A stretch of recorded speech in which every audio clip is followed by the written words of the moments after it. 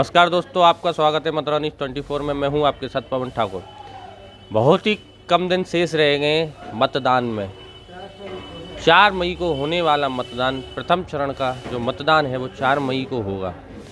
सभी प्रत्याशी अपनी अपनी जीत के लिए दावे कर रहे हैं, अपनी अपनी जनता को लुभाने में लगे हुए हैं। देखना होगा कि जनता किसके सर पर ताज पहनाती है, किसको मेयर बनाएगी और किस वार्ड में से किस पार्षद को जीत दिलाएगी।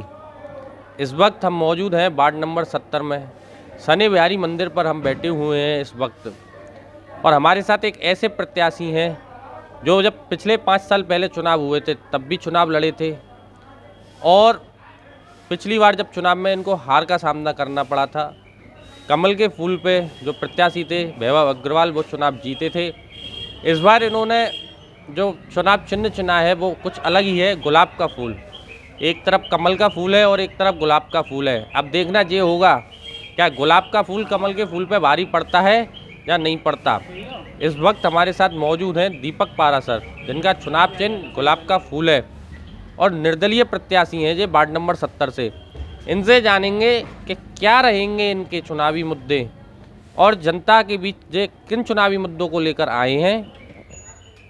बहुत बहुत स्वागत आपका हमारे इस चैनल पर।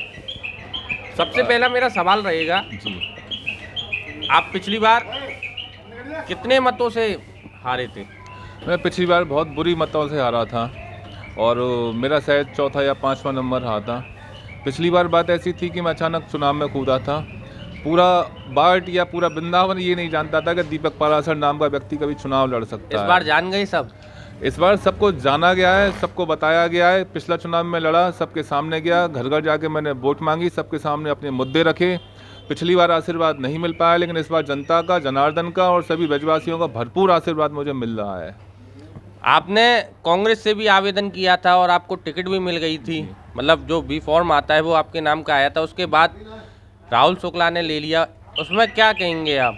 उस बारे में अब कुछ नहीं कहना चाहता हूँ। मैं जो हो गया उसको विसार के मैं आगे बढ़ना चाहता हूँ। इस समय मेरा गुलाब का फूल चुनाव चिन्ह है, उसको लेके मैं बीच में जनता के बीच में जा रहा हूँ मैं, और मैं निर्दलीय प्रत्याशी के रूप में चुनाव लड़ रहा हूँ। और जनता के दुख दर्द को दूर करने के लिए, जनता के मुद्दों को सामने रखने के लिए, निर्भीकता से रखने के लिए मैं सामने आया हूँ।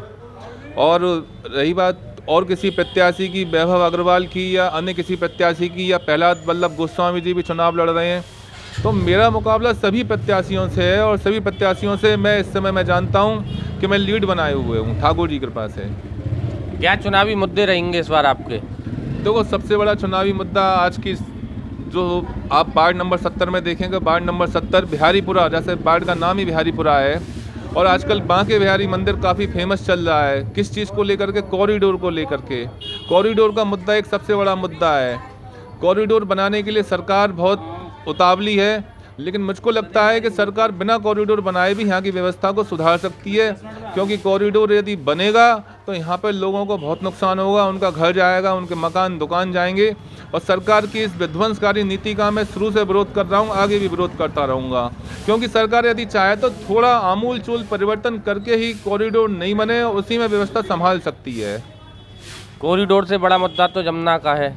जमुना का मुद्दा सबसे बड़ा मुद्दा है, सबसे पहले का मुद्दा है, क्योंकि माँ कालिंदी हमारे 70 नंबर वार्ड के पूरे वृंदावन में होकर के बहती हैं।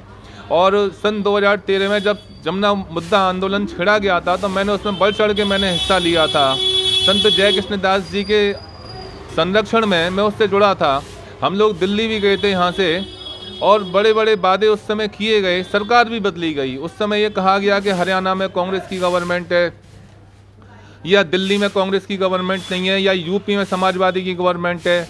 लेकिन आज मैं देख रहा हूँ कि जो सरकार जमुना जी के नाम पे आगे आई, या ये कहें कि जो धर्म की रक्षा की बात करते हैं कि हम धर्म की रक्षा करते हैं, तो मेरा मानना ये है कि आज 9 साढ़े 9 साल लगभग केंद्र सरकार में मोदी सरकार को कह दीजिए या भाजपा सरकार को कह दीजिए होते हुए आ गए, लेकिन उन्होंने भी जमुना की और कुछ भी ध्यान नहीं दिया। हरियाणा में भी आज भाजपा की गवर्नमेंट है, दिल्ली केंद्र सरकार की भी मोदी जी की गवर्नमेंट है, उत्तर प्रदेश में भी भाजपा सरकार है, योगी जी की सरकार है। फिर ये कहाँ सोए हुए हैं? आप कहते हैं कि हरियाणा में हथनी कुंड पे जमुना जी को रोका हुआ है, तो हथनी कुंड हरियाणा में जब आता है भाजपा सरकार के अंतर्गत है, तो वहाँ से पानी भाजपा सरकार को छोड़ना चाहिए। वो दिल्ली होता हुआ वृंदावन में आएगा और आगे जाएगा। यमुना जी में नाले टेप करने की बात थी, यमुना जी के समानांतर एक नाला बना करके उसको यमुना जी में नहीं जाए और आगे जा करके उसको छोड़ दिया, ऐसी बात थी। उस पर भी कोई अमल नहीं किया गया आज तक। तो मेरा मानना यह है कि यमुना का मुद्दा सबसे बड़ा मुद्दा है। उसके बाद में आता है बंदरों का मुद्दा। बंदर वृंदावन में आप जानते हो वृंदावन की पहचान है।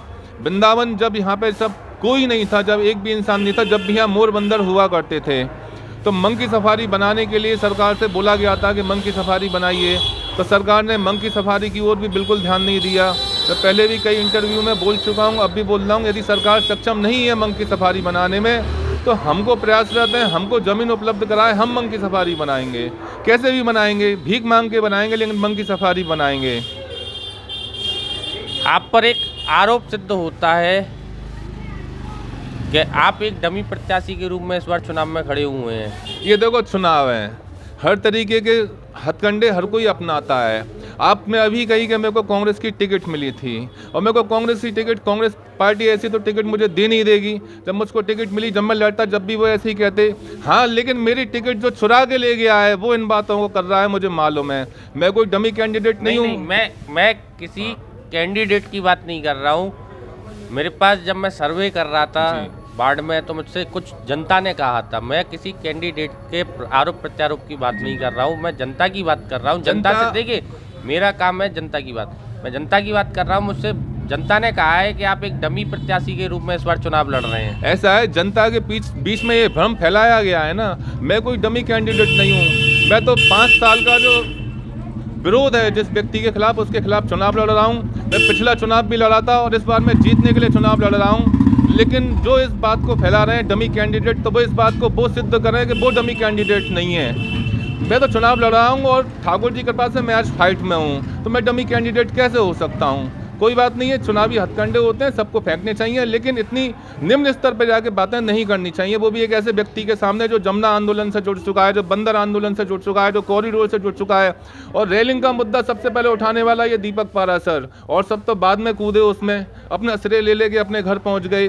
और जो श्रेय ले रहे हैं ना रेलिंग को हटवाने का, वो ये बताएं वो इतने ही सक्षम है, तो रेलिंग लगी क्यों? फिर जब बल्ली गाड़ी गई तो दीपक पाराशर रात को 2 बजे तक रुका, बल्लियों का विरोध किया। जब रेलिंग लगी तो इसका विरोध किया।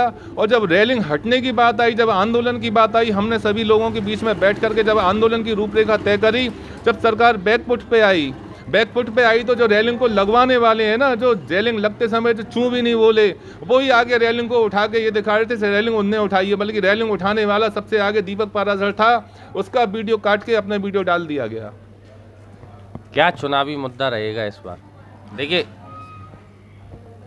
साफ सफाई सबसे बड़ा मुद्दा है। इनसे अलग मुद्दा बताइए। साफ सफाई का मुद्दा है, बंदरों का मुद्दा है, माँ कालिंदी का मुद्दा है, सबसे बड़ा कॉरिडोर का मुद्दा है। हम मरते दम तक ये दीपक पाराशर नहीं चाहेगा कि कॉरिडोर बने, क्योंकि कॉरिडोर बनने से वृंदावन का अस्तित्व, वृंदावन की पौराणिकता, वृंदावन का संस्कार ही खत्म हो जाएगा। तो ऐसे कॉरिडोर बनाने का क्या फायदा है जो लाशों के ऊपर से गुजरे। बहुत बहुत धन्यवाद आपका पाराशर जी। बहुत बहुत धन्यवाद। जैसा कि आपने सुना और देखा भी कि हमारे साथ जो मौजूद रहे दीपक पाराशर, और इनका जो चुनाव चिन्ह है वो है गुलाब का फूल। कहीं ऐसा ना हो जाए इस बार गुलाब का फूल कमल के फूल पे भारी पड़ जाए। इन्होंने बताया कि जमुना का मुद्दा है, कॉरिडोर का मुद्दा है, बैरिगेटिंग का मुद्दा है, बंदरों का मुद्दा है, काफ़ी मुद्दे हैं जो इन्होंने बहुत समय से उठा रखे हैं। और मैं आपको एक बात बता दूं, पिछले चुनावों में भी ये कैंडिडेट रहे थे, इनका चुनाव चिन्ह उस समय घंटी था शायद, है ना? उस समय इनका चुनाव चिन्ह घंटी था और इस बार इनका चुनाव चिन्ह फूल है। और एक बात उठी थी, खंडन भी किया है, डमी प्रत्याशी के रूप में जनता का आरोप था कि आप डमी प्रत्याशी के रूप में चुनाव लड़ रहे हैं, उनका भी खंडन किया है। अब देखना होगा जे कि वार्ड नंबर 70 की जनता किसको ताज पहनाती है। बांके बिहारी मंदिर का कॉरिडोर, बांके बिहारी मंदिर की बैरिगेटिंग, जमुना प्रदूषण, बंदरों से मुक्ति, इतने सारे मुद्दे हैं, सभी कैंडिडेट अपने अपने रख रहे हैं। अब देखना ये होगा कि बांके बिहारी किस पर कृपा करेंगे और किसको वार्ड नंबर 70 का राजा बनाएंगे इस बार। ऐसी अन्य खबरें देखने के लिए मेरे साथ जुड़े रहिए और देखते रहिए मथुरा न्यूज़ 24।